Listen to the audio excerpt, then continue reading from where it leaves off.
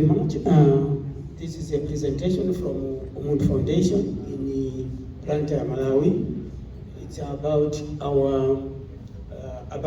our story on the ARASA annual TOT impact. Actually,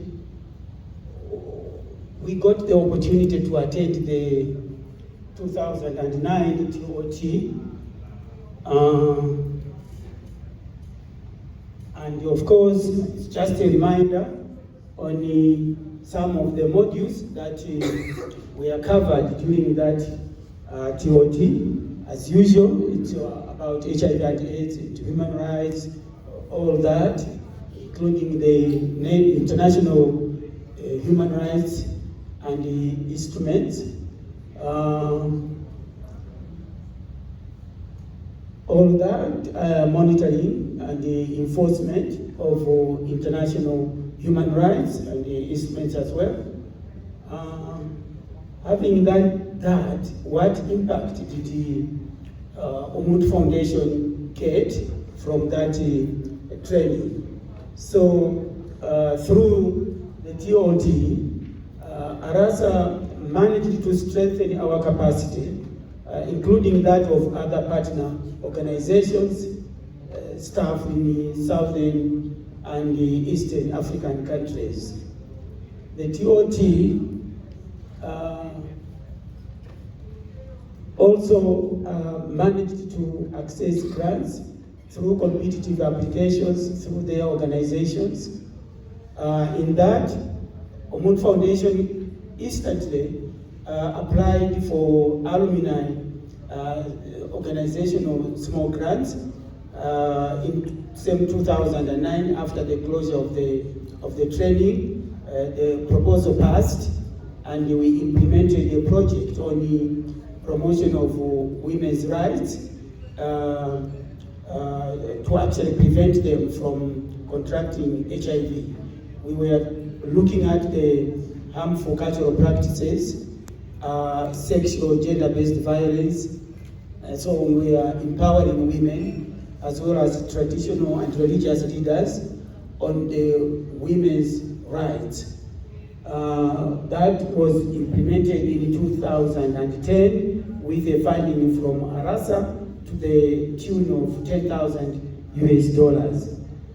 Again in 2013, we got another opportunity to access funding from ARASA after our member of staff who had also an opportunity to get a training in 2013. An application was filed, and this one was now targeting the prison inmates, just as one of our colleagues from Zambia said, that prison inmates do face a lot of challenges, particularly in our countries. So same with Malawi. So we had that project in 2013, 2014 to promote human rights and health rights for the inmates in two prisons, in Cheu and in Kodagota districts in Malawi. We helped the prisons to provide HIV testing and treatment for the inmates. We also supported the inmates to access their constitutional rights to bail. Some of them were still on remand. In our countries, one could remain incarcerated on remand for so many months without being taken to court. So we were looking into that to provide them their rights to bail and as well as to the treatment. What success did we register after the ARASA TOT? We had the share of information on human rights, HIV and AIDS treatment literacy, LGBTI issues advocacy, and monitoring and evaluation. In the year 2009 is another unforgettable year in the lives of LGBTI in Malawi. As you are aware that two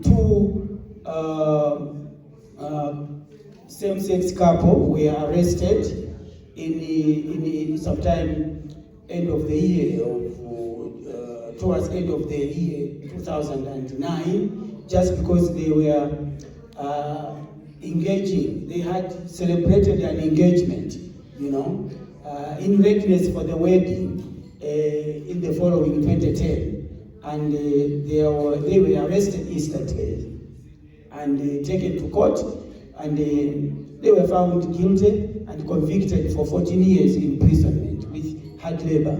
So there was an advocacy to get them released right from the UN. I remember the UN Secretary General at that time, Dr. Ban Ki-moon, visited the Malawian president to ask him to release the two. So most importantly, ARASA issued a petition, and the Umuntu Foundation was one of the few organizations that had co-signed that petition, which was presented to the government, requesting for the release of the two. Luckily enough, they were released. These are some of the advocacy issues that we got. And also another active participation in national advocacy on human rights, as I have already said.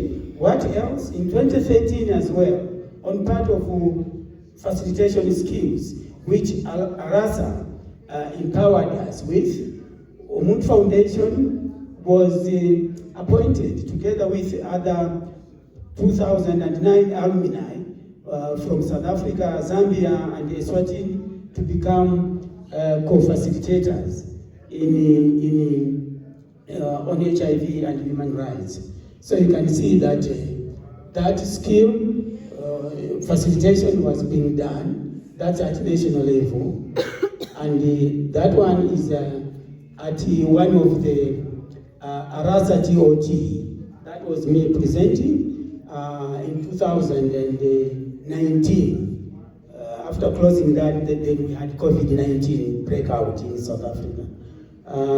Again, I was given an opportunity to also co-facilitate in 2013 ARASA TOT. So you can see how the training impacted on us. Vote of thanks and recommendations. Special thanks to all ARASA directors and professional management staff for the TOT programs, which are empowering, inclusive, generous, and successful in SADC region and East African countries. This is one of the most generous and sustainable programs that I have ever seen. Others have tried, but ARASA is continuing to provide the opportunity to train so many. As you can see by now, over 450 have been trained. And those 450 impacted the same knowledge to even thousands in their respective countries.